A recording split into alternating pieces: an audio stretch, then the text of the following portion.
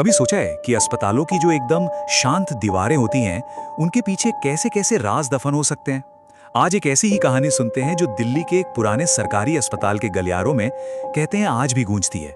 ये कहानी है रूम नंबर 203 के उस आखिरी मरीज की जिसकी आवाज आज भी वहां सुनाई देती है। ये बात तो सही है कि अस्पताल जिंदगियां बचाने के लिए होते हैं, पर कुछ कमरे उन कहानियों को भी याद रखते हैं जो मौत पर खत्म हुई।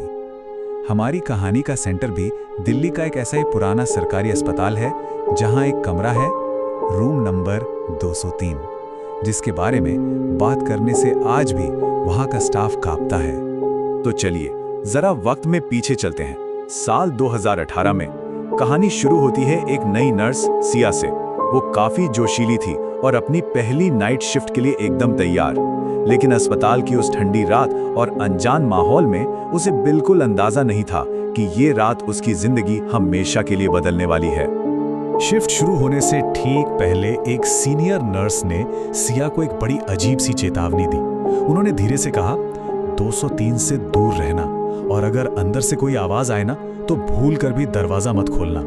अब जाहिर है सिया ने इसे नए स्टाफ के साथ होने वाला एक मजाक समझकर हंस दिया। उसे क्या पता था कि ये मजाक नहीं, एक हकीकत है। जैसे जैसे रात गहरी होती गई, अस्पताल का वो लंबा सा कॉरिडोर एक अजीब सी खामोशी में डूब गया। बस ट्यूबलाइट की हल्की भिनभिनाहट थी और दूर से आती मशीनों की धीमी आवाजें। ये वो खामोशी थी जो किसी आने वाले तूफान का संकेत देती है। और फिर ठीक रात के 2:45 पे वो खामोशी टूटी। ये वक्त याद रखेगा क्योंकि ये इस कहानी में बार बार लौटेगा, एक अनसुलझी पहेली की तरह। सन्नाटे को चीरते हुए एक धीमी सी दस्तक की आवाज आई, और ये आवाज कहीं और से नहीं बल्कि रूम नंबर 203 के बंद दरवाजे से आ रही थी। फिर एक और दस्तक, इस बार थोड़ी और साफ, थोड़ी और जोर से। सिया के कदम वहीं जम गए। पूरा कॉरिडोर खामोश था और ये आवाज सीधे उसके कानों में गूंज रही थी। तीसरी दस्तक के साथ तो दरवाजा हल्का सा हिलने भी लगा, जैसे कोई अंदर से पूरी ताकत से उसे पीट रहा हो। सिया की तो जैसे सांस ही अटक गई। और फिर दस्तक के साथ एक कमजोर कांपती हुई आवाज सुनाई दी। कोई अंदर से मदद के लिए गिड़गिड़ा रहा था, नर्स मेरी मदद करो प्लीज। और यहीं से तो कहानी और भी अजीब हो जाती है। सिया दहशत में थी, पर उसने हिम्मत करके दरवाजे की छोटी सी खिड़की से अंदर झांका।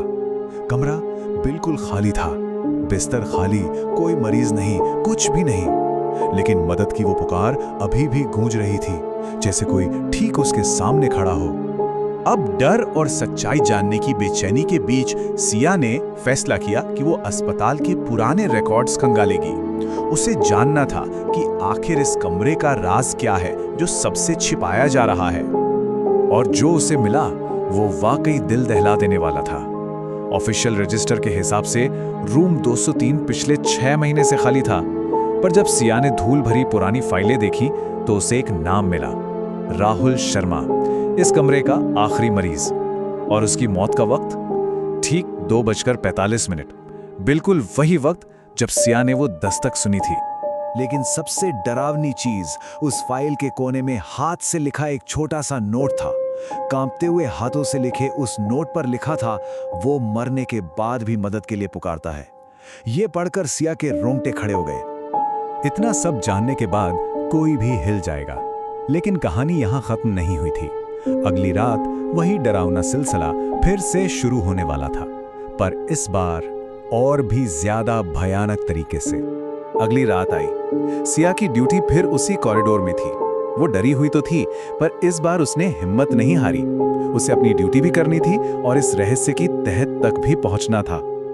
जैसे ही घड़ी ने 2:45 बजाए, अस्पताल में एक बार फिर वही भयानक खामोशी छा गई। सिया का दिल जोर जोर से धड़कने लगा। और फिर वही दस्तक लौटी, लेकिन इस बार दस्तक के बाद जो आवाज आई वो कुछ अलग थी, ज्यादा दर्द भरी और जैसे बहुत करीब से आ रही हो। इस बार आवाज में एक पहचान थी, एक शिकायत थी, जैसे वो सिया को जानता हो। वो कह रहा था, नर्स मुझे फिर से छोड़ के मत जाओ। इस बार सिया ने अपने डर पर काबू पा लिया। उसने तय कर लिया था कि आज वो इस रहस्य का सामना करेगी। कांपते हुए हाथों से उसने दरवाजे का हैंडल पकड़ा और उसे खोल दिया। अंदर घना अंधेरा था, लेकिन कमरे के बीच में रखे बिस्तर पर एक काली परछाई बैठी थी। जैसे ही सिया अंदर आई, उस परछाई ने धीरे से अपना सिर उठाया और उसकी आंखों में झांकते हुए फुसफुसाया, तुम देर से आई। इसके बाद सिया को कुछ याद नहीं, उसका दिमाग एकदम खाली हो गया। सुबह जब दिन की शिफ्ट का स्टाफ आया तो उन्होंने जो देखा वो उनकी कल्पना से भी परे था। अस्पताल के ऑफिशियल रिकॉर्ड में तो बस इतना लिखा गया कि सिया रूम 203 के बंद दरवाजे के बाहर बेहोश पाई गई थी। लेकिन सिया होश में आने के बाद बस एक ही बात दोहराती रही, वो आज भी मदद मांग रहा है, हर रात ठीक 2:45 पर। इस घटना के बाद अस्पताल प्रशासन ने एक बड़ा फैसला लिया। रूम नंबर 203 को हमेशा के लिए सील कर दिया गया। आज भी वो कमरा बंद है और उसके साथ ही बंद है राहुल शर्मा का वो अनसुना राज।